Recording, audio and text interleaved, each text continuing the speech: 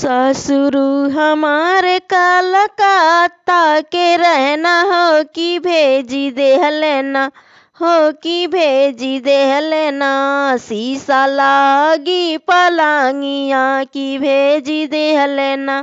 शीशा लागी पलंगिया की भेजी देहलेना। धीरे से परग बढ़ाया मोरे राजा हो कि टूटी जई है ना हो कि टूटी जई है ना। शीशा लागल पलंगिया की टूटी जई है ना। शीशा लागल पलंगिया की टूटी जई है ना। जेठे हमारे कलकत्ता के रहना की भेजी दिहलेना हो कि भेजी दिहलेना।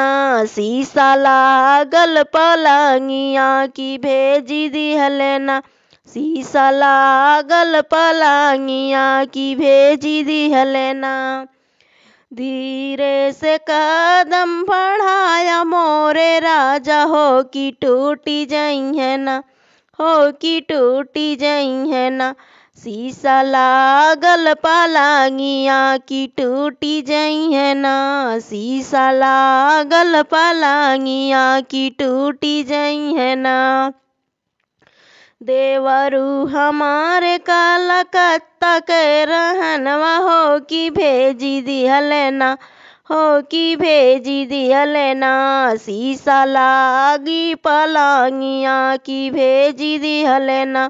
शीशा लागी पलंगिया की भेजी दिहलेना। धीरे से परग बढ़ाया मोरे राजा हो कि टूटी जई है ना। शीशा लागल पलंगिया की टूटी जई है ना। शीशा लागल पलंगिया की टूटी जई है ना।